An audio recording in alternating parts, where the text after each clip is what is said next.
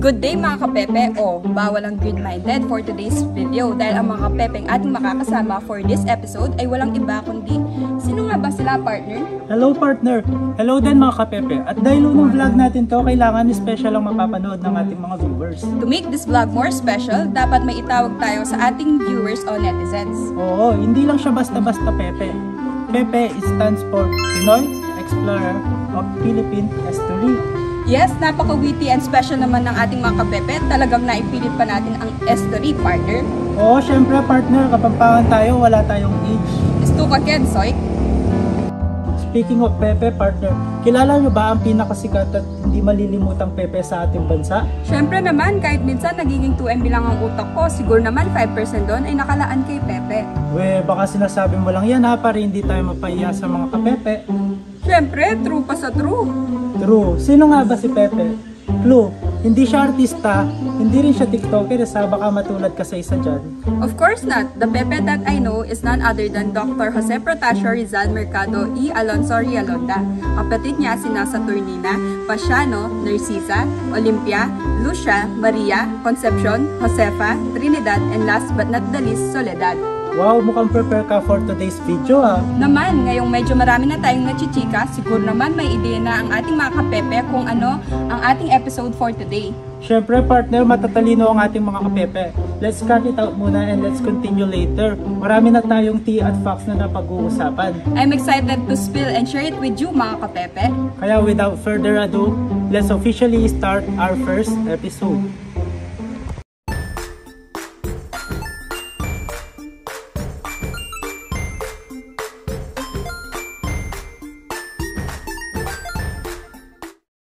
Welcome, Pinoy Explorers of Philippine History.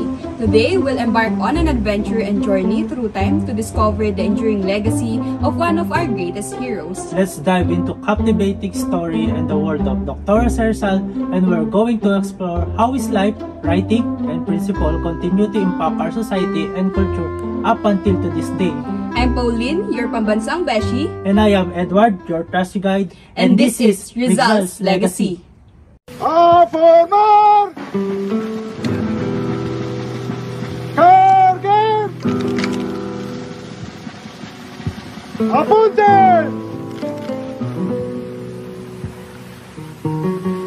Consumatum est!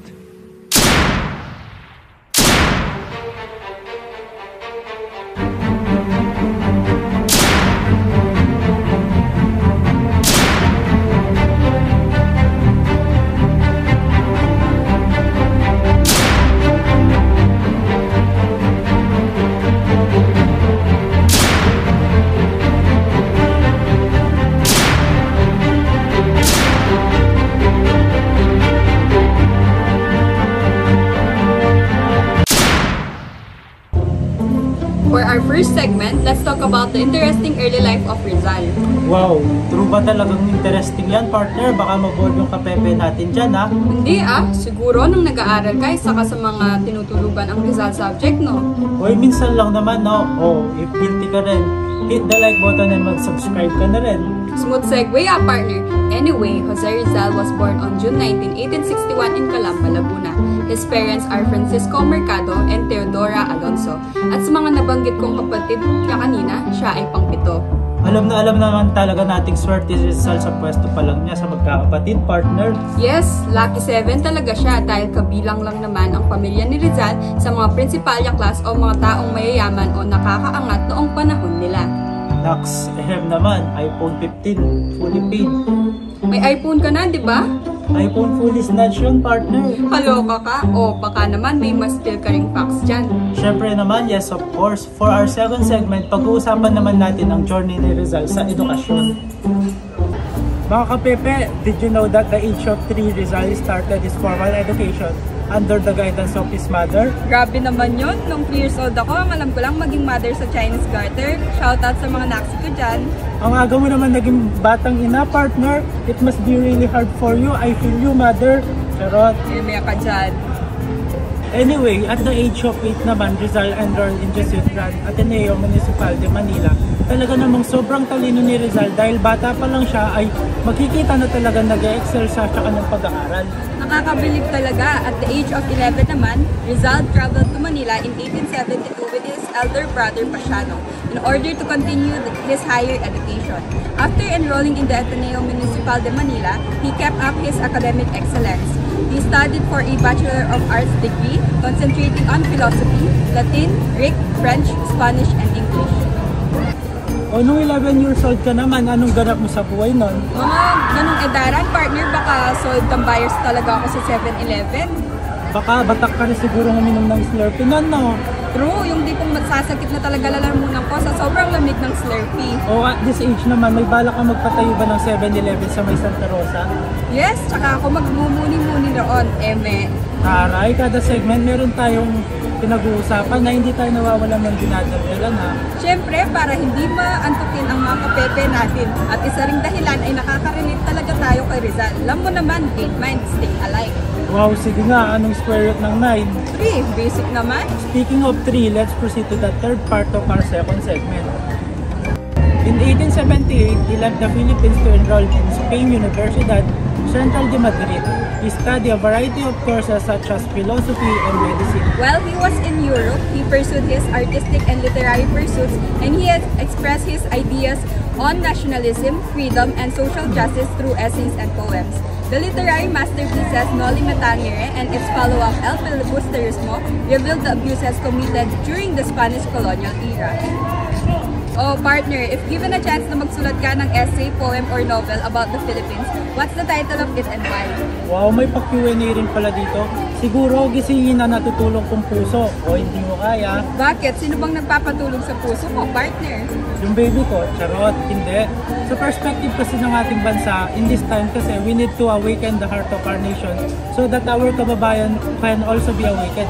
Especially regarding the current state of our country and this issue that really need attention, partner. Opak, sino ka dyan? Sinasapian ka na ata ni Rizal, partner. True, ramdam na ramdam ko nga talaga siya sa ating cardiovascular system. Cardiovascular system? Pero kidding aside, tama talaga ang sinabi mo. We really need to think like Rizal talaga, lalo na kapag sa bansa na natin. Kaya sa susunod na eleksyon, piliin ng maigi ang mga karapat-dapat na umupo at mamuno sa atin. Yung leader na totohaning maging 20 ang bigas. Very political lang atake natin dito, partner. True, we need to accept talaga na everything is political, partner. Tama. Speaking of political, as a reformist from the Philippines, Rizal also became involved in the propaganda movements which advocate social and political change in our country. And last, after completing his medical studies in 1882, Rizal went back to the Philippines. He was a medical graduate, but his primary concern was advocating for social and political reforms. Through his writings and advocacy, he used his knowledge to further the welfare of Philippine society. Sobrang interesting at lawak talaga ng edukasyon ni Rizal, no, partner? Correct, kaya dapat lang na isama at pag-usapan natin ito sa ating segment dahil malaki ang kontribusyon ni Rizal sa larangan ng edukasyon. Certified Lodi talaga ang isang Jose Rizal dahil ang kanyang edukasyon ay hindi lang para sa kanyang pansariling interes, ginamit niya rin ito bilang armas at susi upang makatulong sa pag-unlad at pagbabago ng ating bansa. Akalain mo yon, pinakita talaga ni Rizal sa atin na mahalaga ang pagkakaroon ng edukasyon dahil malaki ang impact at epekto hindi lang sa ating sarili, kundi rin sa ating minamahal na bansa. Tumpak!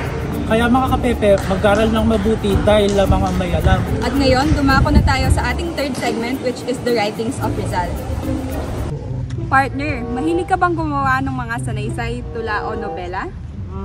Mahilig akong gumawa ng kwento ng iba. Charot.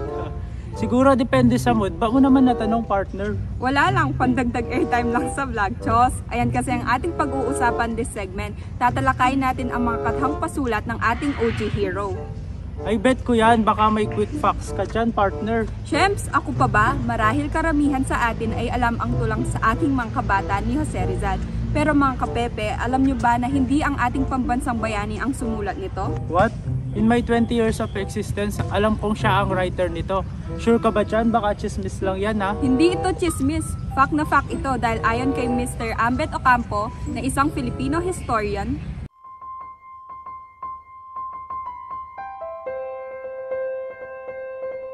Jose Rizal did not write the poem sa aking mga kabata where we can read the lines, ang di magmahal sa sariling wika ay higit sa hayop at malansang isda.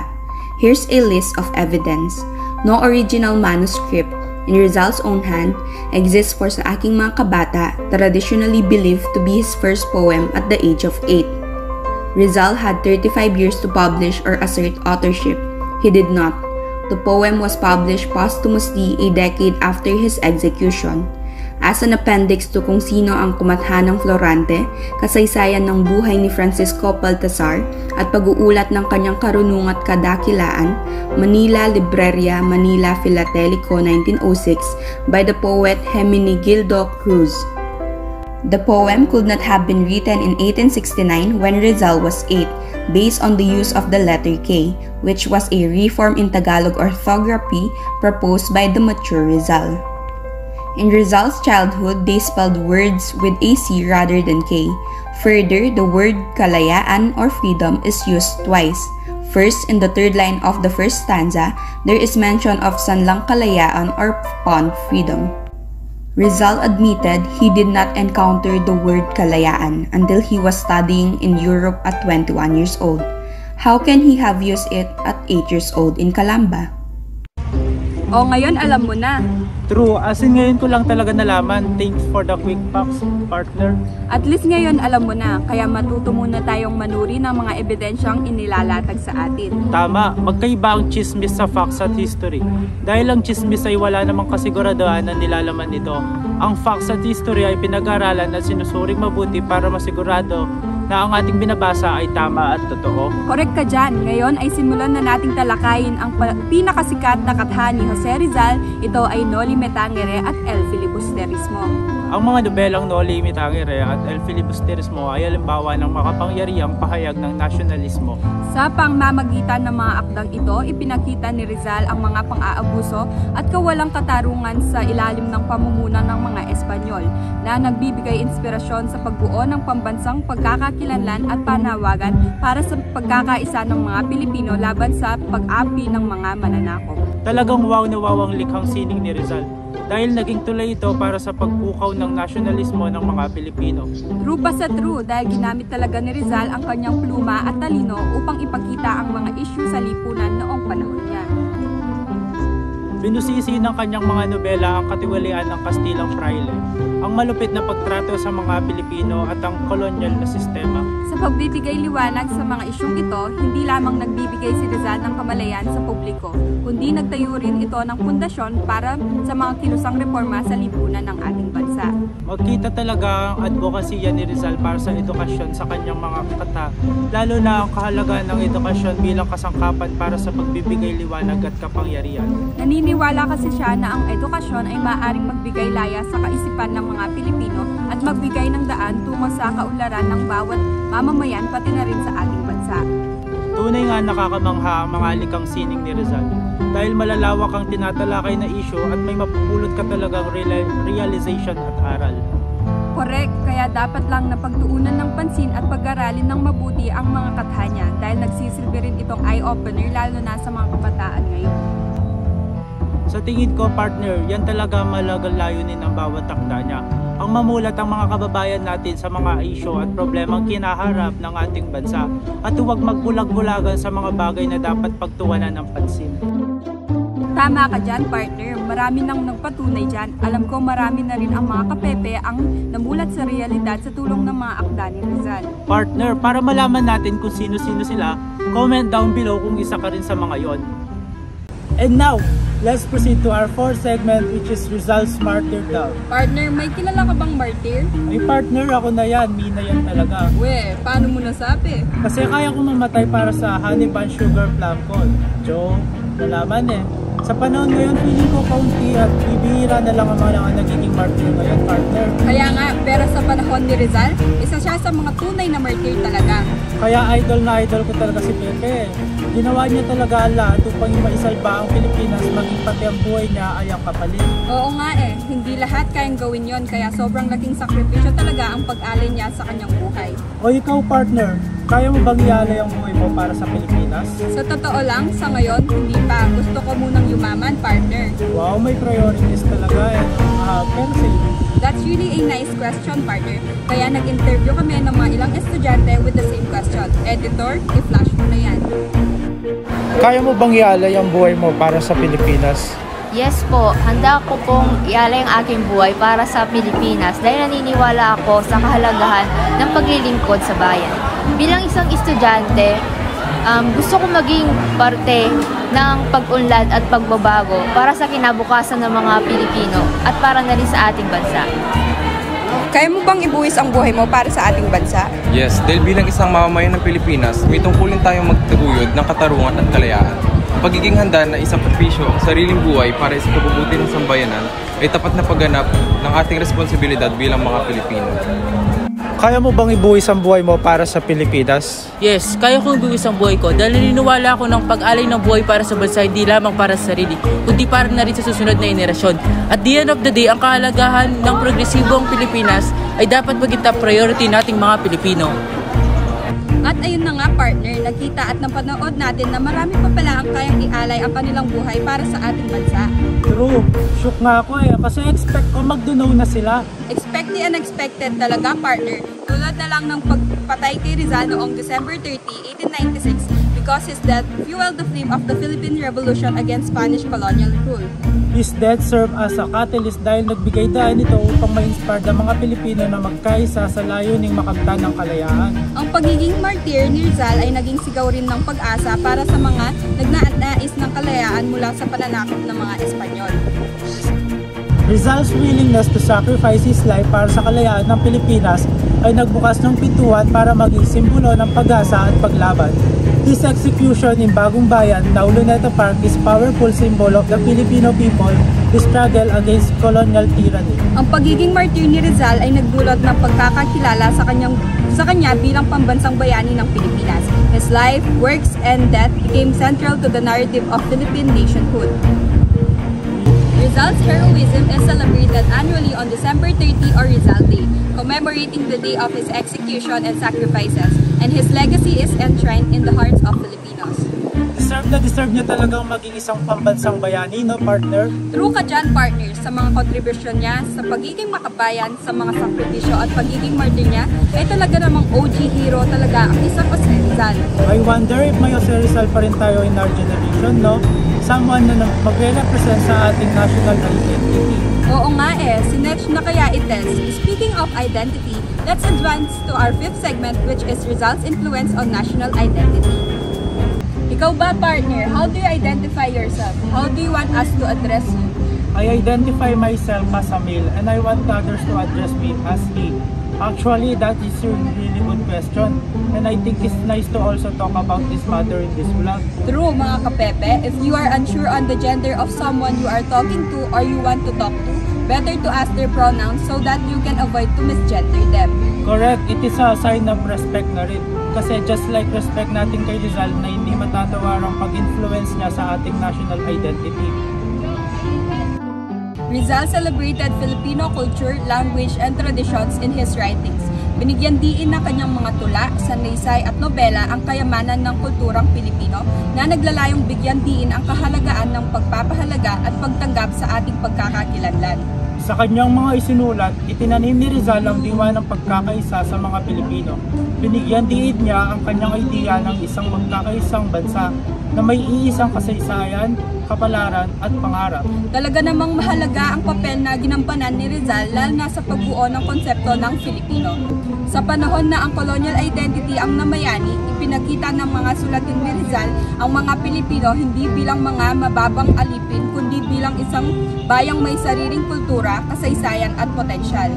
Ang kanyang mga akda ay may malaking parte upang makatulong sa paghubog ng isang positibo at makapangyarihang imahe ng Pilipino. Very powerful talaga ang bawat content ng segment na ito, partner. Sobra, feeling ko nga tuloy buong-buo ang pagkatao ko after i-discuss to.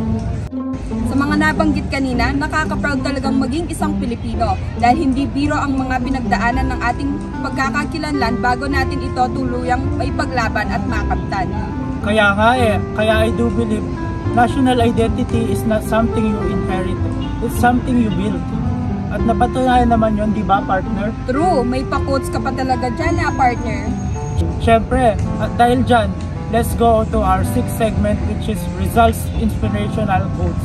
In this segment, mga kapepe, we will interview some students again kung ano nga ba ang mga inspirational quotes na alam nila na galing kay Rizal.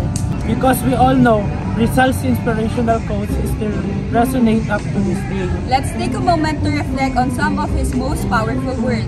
Kaya without further ado, editor, i-flash mo na yan. Anong alam mong inspirational quote na galing kay Jose Rizal? Siguro yung ang hindi marunong lumingon sa pinanggalingan ay hindi makakarating sa paroroonan. Because in this quote, Jose Rizal highlighted the need of emphasizing one's heritage and roots. This quote promotes recognition for one's history and roots, emphasizing the need of knowing one's root for both individual and society development. It inspires a sense of identity and pride, urging people to learn from the past to shape a better future. Anong favorite mong inspirational quotes from Rizal and why? Yung ang hindi magmahal sa Republika higit pa sa hayop at malas sa isda. Dahil ang quotes na ito ni Rizal ay nagbibigay din sa kahalagaan ng pagmamahal at pagmamalaki sa sariling wika. Pinakita ni Rizal ang mahalagang papel ng wika sa pagliliserba ng kultura at pagpapalalim ng pagkakaisa ng ating bansa. Ito rin ay naglalaman ng mga hamon sa mga taong napahalagahan at itaguyod ang sariling wika at ituring ito bilang isang mahalagang bahagi ng ating cultural identity. Anong inspirational quote na galing kay Jose Rizal ang nais mong malaman ng mga bagong henerasyon? Siyempre, ang kabataan ng pag-asa ng bayan. Because this well-known quote from Jose Rizal conveys a timeless message tungkol sa papel ng mga kabataan sa pagtataguyod ng ating bansa. Ito ay nagpapahayag ng paniniwala ni Rizal na ang kinabukasan ng bansa ay nasa kamay ng mga susunod o mas batang henerasyon. Nagsisilbi ang kasabihang ito na ang mga kabataan ay makilahok sa mga pagsulong ng lipunan, edukasyon at iba-iba pang advokasya. Binibigyan din ito ang responsibilidad ng mga kabataan sa paghubog ng mas magandang kinabukasan ng ating bansa. And that's it mga kapepe. Based sa na-interview natin, we can see na inspirational talaga ang mga kasabihan o quotes ng ating pambansang bayani. True lala partner, pati ako na-inspire sa mga sagot ng mga students. Makikita talaga natin na malaki ang impact ng mga quotations ni Pepe based sa mga sagot nila. Oo nga, sobrang tatalino at gaganda ng explanation ng ating mga kapepe. Dito talaga natin mapapatunayan na ang mga kabataan ang pag-asa ng bayan. Correct. Isa pa dyan ay hindi lang basta-basta matatalino ang mga kabataan ngayon. Dahil ang talino nila ay sinasamahan pa nila ng tapang. What do you mean, partner? Sa panahon kasi ngayon, mas mulat na at may boses ang mga kabataan. Ipinapakita talaga nila na may nagagawa ang boses nila sa pagkikialam at paglalahad ng mga isyong nangyayari sa ating bansa. Napansin ko nga rin yan. Laban kung laban talaga sila. Go, go, go! Fight, fight, fight! Sabi nga ni Rufa May. Yes naman, todo na to. Laban kung laban talaga dahil for our 7th segment, we will talk about Rizal patriotism. Partner, nanonood ka ba ng mga documentaries about sa history? Siyempre, very eye-opening nga every episode. I mean, knowing our roots at saka may struggle ng mga bayani natin, may something talaga eh. True, true. Napaisip tuloy ako, alam mo na, sobrang swerte natin talaga na mamuhay sa bansa natin at malaki ang utang na loob natin sa mga tao at bayaning lumaban at ipinaglaban ang kalayaan natin. Talaga, sa tingin ko, hindi lang dapat puro pag-enjoy sa mga perks na atupag natin dahil may papel tayong ginagampanan sa pagpapalaga sa ipinaglalaban nila. Absolutely, hindi natin dapat baliwalain ang ating kalayaan. Ibig sabihin, tayo ang kinabukasan ng bansang ito, di ba? Correct, dapat aktibo tayong makilahok sa pagpapabuti ng ating bansa nang mapayapa katulad na lamang ng ginawa ni Dr. Jose Rizal. Sa true, dahil mga kapepe, si Rizal ay nagsulong ng mga reforma sa loob ng umiiral na kolonyal na sistema kaysa sa marahas na revolusyon. Naniniwala kasi siya sa pagbabago sa pamamagitan ng edukasyon, pampublikong pakikilahok at diplomasya. Ang mapayapang pamamaraan ni Rizal ay naglalayong palakasin ang pagkakaisa at positibong pagbabago na binibigyang diin ang pangangailangan para sa edukasyon at kapangyarihan ng mga Pilipino upang makamtan ang pag-unlad ng ating lipunan. Bagamat hindi in-advocate ni Rizal ang armed rebellion, ang kanyang mga ideya at pagsulat ay nagbigay inspirasyon sa mga sumunod na leader ng revolusyon na lumaban para sa kalayaan ng Pilipinas. Ang Katipunan sa pangunguna ni Andres Bonifacio at iba pa ay kumuha ng inspirasyon mula kay Rizal na ginamit ang kanyang mga ideya bilang pundasyon sa kanilang pagkikipagbaka laban sa kolonyal na pamahalaan ng Espanya. Diba ang atake ni Rizal sa pagiging makabayan niya, no, partner? Oo nga, pinakita niya talaga na hindi lang dahas ang kasagutan sa lahat ng bagay dahil may iba pang namang paraan katulad ng ginawa niya. Ikaw ba, partner? For example, ay sinasakop na tayo, payapa ka bang magkikipaglaban o gagamit ka ng dahas? Siguro gagamit ako ng dahas kasi gusto ko may action. Wow, ang tapang mo naman dyan partner. Sige nga, sample nga ng pagkikipaglaban. Beng, sumuko ka na. Kung hindi ka susuko, ako susuko. Charot. Iba ka talaga, partner. O mga kapepe, wag muna kayong sumuko dahil for our 8th segment, we will discuss the legacy of Rizal in art and literature. Partner, for you, what is art? Yun ang tumitibok, di ba? Art yun, partner. Ay naku, na-stress ako sa'yo. Ay pasensya, alam mo naman kapag pakan tayo, minsan kulang tayo sa age. Madalas, sobra-sobra. Anyway, for me siguro, art is expression, communication, and appreciation. Wow, kanina ang dami mong age. Ngayon, ang dami mo namang Sean. Dyan. Pero true lahat ng sinabi mo. Kayo ba mga kapepe, what is art for you? Comment down below dahil babasahin namin yan and get a chance to get featured and join us in our next video. Wow naman, per episode pa lang tayo, pero lumilevel up na talaga ang ating content and video, partner. Siyempre naman talagang level up dahil we consider this channel as a platform for knowledge and a safe space at para na rin may interaction tayo sa ating mga kapepe. O, kala mo ikaw lang ang may entry ng Sean, ha? Hindi ka talaga magpapatalo, no, partner? Para kang si Rizal. Tignan nyo, ayaw paawat ng isang pepe dahil hindi lamang sa larangan ng politika at nasyonalismo ang mahalagang naiambag niya sa ating bansa, kundi na rin sa sining at literatura. Correct ka dyan, partner, dahil ang kanyang mga ambag sa mga larangang ito ay nagdulot ng pangmatagalang epekto sa kultura ng mga Pilipino. Ano-ano nga ba ito, partner? Una ay ang pinakasikat at talaga namang hanggang ngayon ay pinag-aaralan ng ating mga kapepe ay ang Noli Me Tangere. Ang nobelang Noli Me Tangere ni Rizal ay tinagurian na isang kasang pampanitikat dahil ito ay naglantad ng mga kasamaan at pag-aabuso ng kolonyal na pamahalaang Espanyol at mga praile sa Pilipinas. Ito ay nagsilbing kasangkapan para sa paggising ng kamalayat ng lipunan at nagudyok ng pagiging makabayan ng mga Pilipino. O partner, ikaw naman, ano ang split mo? Sa kabilang dako naman, ang sequel na Noli Me Tangere dahil filibusterismo ay mas sumikot ng malalim sa mga isyu sa lipunan at nasilbi bilang isang panawagan sa pagdilos laban sa pananakop at pag-ati ng mga mananakop. Ginamit ito ni Rizal bilang isang makapangyarihang kasangkapan sa pagsusuri ng kolonyal na sistema ng mga Espanyol. Ang mga isinulat ni Rizal kasama na ang mga sanaysay at tula ay nagbibigay diin sa kahalagaan ng identidad at nasyonalismo ng mga Pilipino. Sa kanyang sanaysay na Intellects of the Filipino, ibinunyag niya ang mga maling palagay tungkol sa katamaran ng mga Pilipino. Sinasabi na ang mga tao ay biktima ng mapanupil na kolonyal na pamahalaan. Ang huling tula naman ni Rizal na Mi Ultimo Adios, My Last Farewell ay sinulat niya bago siya patayin at nagpapayag sa kanyang pagmamahal sa kanyang bansa, pamilya at ang matitin niyang pag-asa para sa hinaharap ng kalayaan ng Pilipinas. Napaka-cool talaga ng isang Jose Rizal, partner. Akalain mo yon nakapagsulat pa talaga siya bago siya patayin. Kaya mo bang gawin yun, partner? Di na lang ni mag-talk, partner. Ikaw ba? Kung alam ko na rin napapatayin ako, siguro mas unang pa ako mamatay sa kabaliwan doon. Charot-charot ka talaga. Kidding aside, kaya dapat talaga natin bigyan halaga ang bawat sandali ng ating buhay. At dapat nating i-treasure yung mga nagmamahal sa atin at minamahal natin. True, kasi wala naman tayong ideya kung kailan tayo magsusugi, partner. Gayunpaman, hindi mamamatay ang mga naging kontribusyon at ambag ni Rizal sa larangan ng sining at literatura. Dahil hanggang ngayon ay maraming mga artists, writers at filmmakers sa Pilipinas ang nang-inspire niya.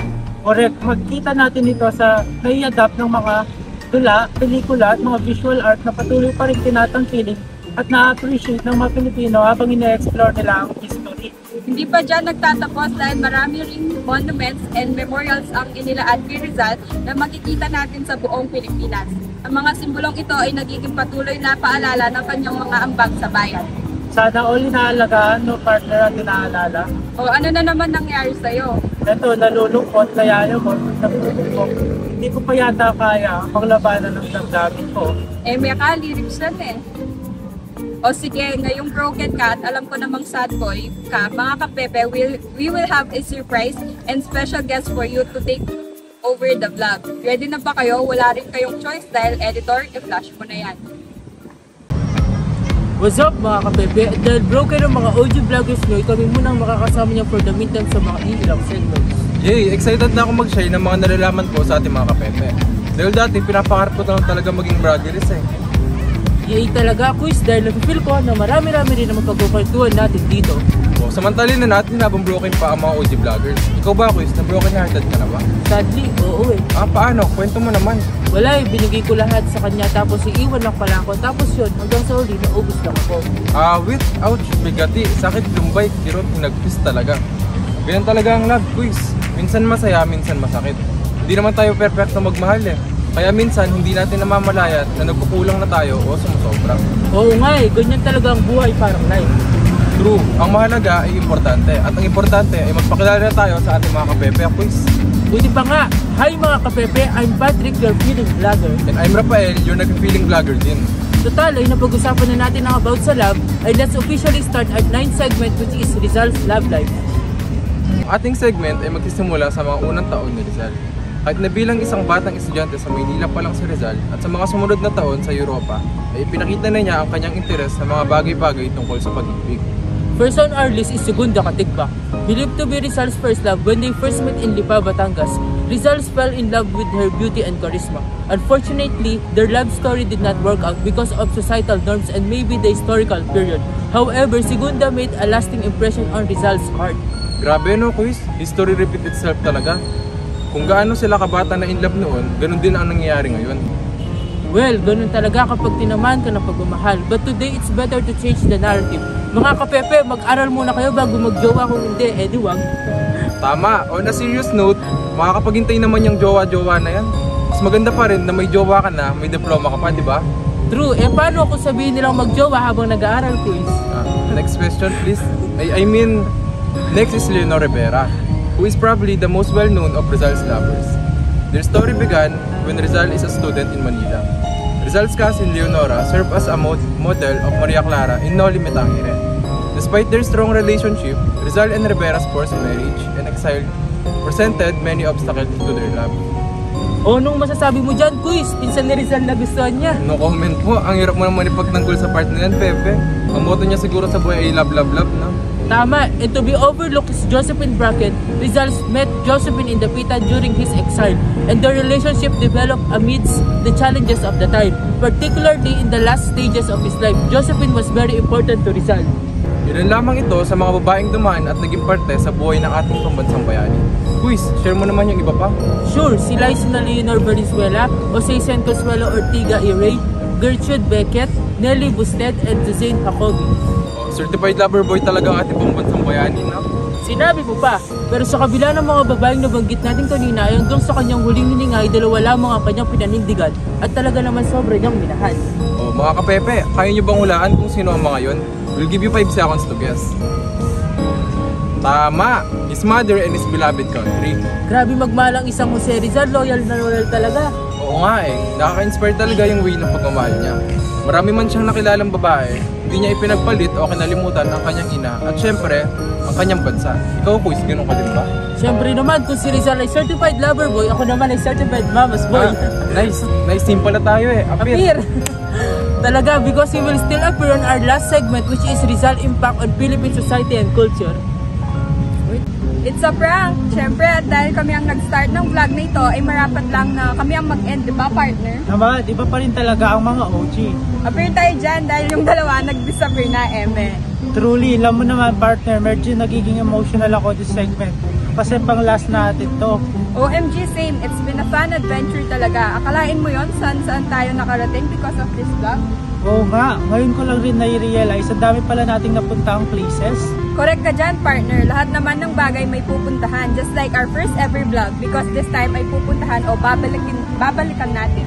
Wow naman, gustong-gusto ko yan, yung binabalikan. Sana all talaga binabalikan, partner, pero sa ngayon ay deserve nating balikan at gunitain ang mga naiwang legacy ni Rizal para sa atin. Kasi grabe naman talaga ang impact niya, di ba, partner? Impact na pack talaga. Sa prank din, syempre. Because speaking of balikan, syempre deserve naman namin bumalik to end this vlog with you, mga kapepe. Truly, and I think deserve talaga dahil sa una pa lang ay nasaksihan na natin mula sa pagkabatang buhay ni Rizal. Nakitaan na natin siya kaagad na kausayan hindi lang sa pang-intelektual kundi na rin sa kultural na larangan. Naipakita talaga natin ang kakaibang talento niya sa iba't ibang larangan mula sa maagang edad. Sa kabilang banda naman, naging transformatibo ang edukasyon ni Rizal dahil ang kanyang pangarap na may padama sa mga Pilipino na ang edukasyon ay importante at isang paraan ng pag-ilaw sa ating mga kababayan upang makawala sa kolonyal na pamahalaan ay naisakatuparan. Ang mga akda naman niya ang nagsisilbing susi at daan upang kumilos at mamulat ang sambayan ng Pilipino laban sa mga mananakaw. Bininag na ng mga akda niya ang mga katiwalian sa ilalim ng mga Espanyol at dahil dito ay nagbunga ang binhing na itanim niya upang mamunga ang kamalayan ng mga Pilipino. Ang pagkamatay naman niya ay nagtakda sa kanya bilang pambansang bayani natin. Ang kanyang di mabilang na lubos sa pagmamahal sa katarungan at kalayaan kahit sa harapan ng kamatayan ay nag-inspire sa mga henerasyon noon at ngayon. Kung mas bigyan natin ng halaga ang nagawa niyang sakripisyo at pagmahal para sa tinatamo nating kalayaan ngayon. Wow na wow, practice din yung dalawa. Anyway, mahalaga rin ang ginampanan ng papel ni Rizal sa pagtataguyod ng pambansang identidad ng mga Pilipino.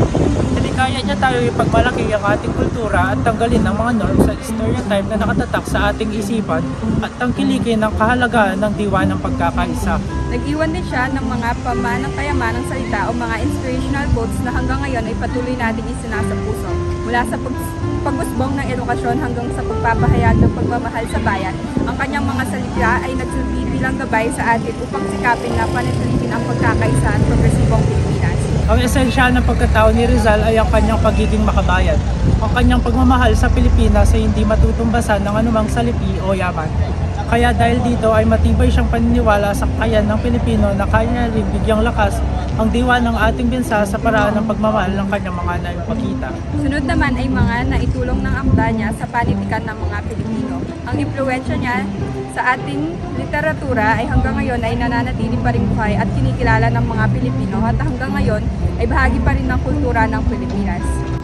Ang panghuli ay ang buhay pag-ibig ni Rizal na nagbigay ng personal na dimension sa kanyang kwento. Pagkamat ay may kinakaharap siyang personal na pagsubok, ang kanyang karanasan sa pag-ibig ay hindi lamang umikot doon dahil may mas malaki pa siyang nakapaloob at malaki pang kwentong pagmamahal niya sa kanyang ina at sa kanyang minamahal na bansa. And there you have it, mga kapepe. As we conclude our 30 minutes fun and fulfilling journey and adventure through the life and legacy of Jose Rizal, it is evident that generation of Filipino has been inspired by his bravery, patriotism, and unwavering commitment to justice. We hope you have gained a deeper appreciation for the enduring impact of this remarkable hero, and we hope his story continues to inspire us all. He may have left this world, his influence remains in our hearts, in our culture and tradition, and in the very fabric of Philippine society. Keep in mind, heroes like Rizal remind us that each person has the power to create positive change. We are grateful for joining us on the enlightened adventure. If you enjoyed this vlog, please don't forget to like, share, and subscribe for more journeys through history. And also, if you have suggestions, please comment down below whose Philippine hero we're going to feature in our next vlog. Again, I am Edward, your trusty guide, And I'm Pauline, your Pambansang Beshi. and this is Rizal's Legacy. Until next time, stay curious and we will see you on our next journey. And don't forget, you are a Pinoy explorer of Philippine history. Bye mga kapepe!